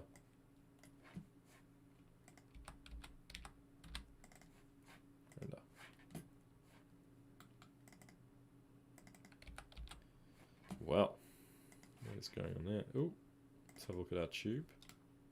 It's weird that, oh, you know what might be happening? The scale of these. Let's put an attribute wrangle down and just put a p-scale on here. I don't know why that's actually, attribute p-scale equals 0.001. Not sure why that's rendering a big box like that. Because we only have tube in forced objects. Turn off my ground, turn off my grids, turn all that junk off. Huh. I wonder if one of the volumes here is showing up. Let's just attribute delete, oh sorry, blast the volumes away. So I'm just going to choose flip object, and that will delete all the volumes. Now let's try rendering that. Yeah. Righto. Well, there we go. Let's turn off that attribute wrangle, see how big they are. Oh, so they're quite big. Let's make them a little bigger. There we go. So that's what our water looks like. We need to put in actually a grid for our collision. So that's our ground. What do we need? Something else. Let's put another grid in. Just make it much larger. This is going to be for our matte ground. So I'm just going to call this matte. Put that in the matte context. So we don't want to see any water that might be falling below the ground. There we go. Like that. Alright. It doesn't have a great shader on it, but let's just call this water test.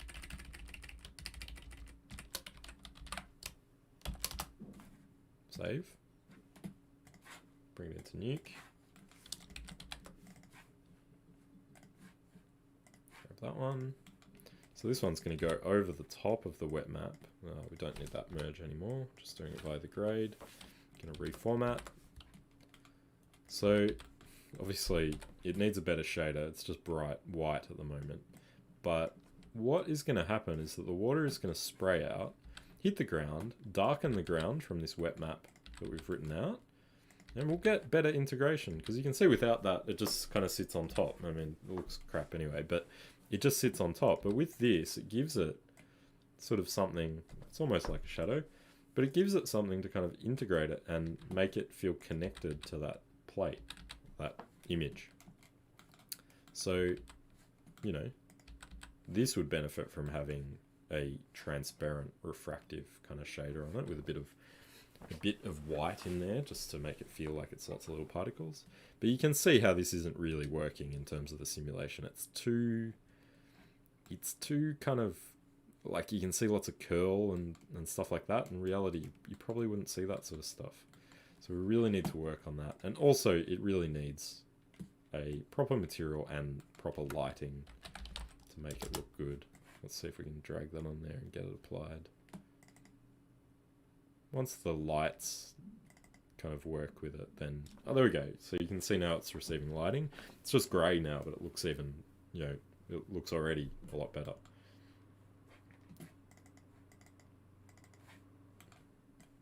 And if I was to make this transparent, it's going to look a little bit more like water. And then finally, the other thing that's going to make it look better is motion blur.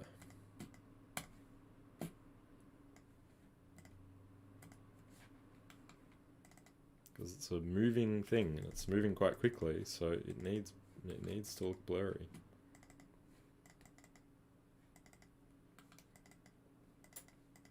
Need to see those streaks. There we go. This is a little bit better. That will integrate slightly better. We'll need shadows on the ground from this as well as the wet map to make it, you know, to make it look good. You don't want to put something on a, you know, on a image without having shadows, otherwise it'll just look like it's floating. But there we go. I'm out of time. I guess I can finish this off next week. Just to show you how I would kind of put it all together. I might render out these various elements and then I'll just give you a quick demo of how I might put this together. And I could keep working on it. You know, there's still more effects that I could do with this scene.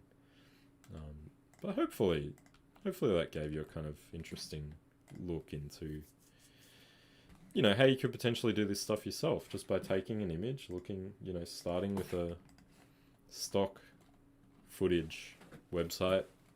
You could even do it with video, although I would recommend if you do use video, use a static camera, because you're not going to be able to match the motion of the camera without using proper match move camera tracking software.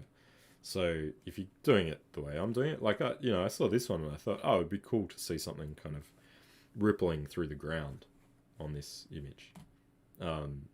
Even doing that crack, you know, how I did the curve, the animated curve, you could do that, getting a really nice animated crack coming through. Yeah, you know, I think it's a really good technique. It allows you to kind of create these interesting scenes from images. You know, even thinking about something like that. Just even matching lighting, it's a really nice exercise to take an image, match the camera, you know, and then put something in there and try to make it look like it belongs. That can be a really, you know, a really good challenge if you're looking to get into film and things like that. That is a big part of what we do in film, is try to match the lighting and make it feel like it's actually there. Look at that light pole, that's crazy. That's cool. Look at that. Goes up there and around. Japan. Love Japan. So yeah, you know, I think it's a really good exercise, and I think it's something worth practicing, especially if you're looking into getting into visual effects. Yeah, cool. Alright guys, well thank you very much for joining me. I'll render these out, I think, and we can talk more about it next week, and see a bit more integration in Nuke. Talk more about those kind of things. Let's see, I'll reload this. Yeah, it's a little bit better. Yeah, exactly. I think it would be cool. I mean, you could probably build some crazy system, I'm sure, if you were amazing at, you know, Python or something. But yeah, I haven't used Synthesize, but I've been meaning to learn it because it would be great. I use Nuke for tracking, which is good for most things, but sometimes it can not be great. So yeah, cool. Thanks, Vanya. No worries. Thanks for joining me, everybody. If you have any questions or any comments, please feel free to reach out. And thank you for joining me. Thanks, Alan. See you next time. See you guys. Have a good week.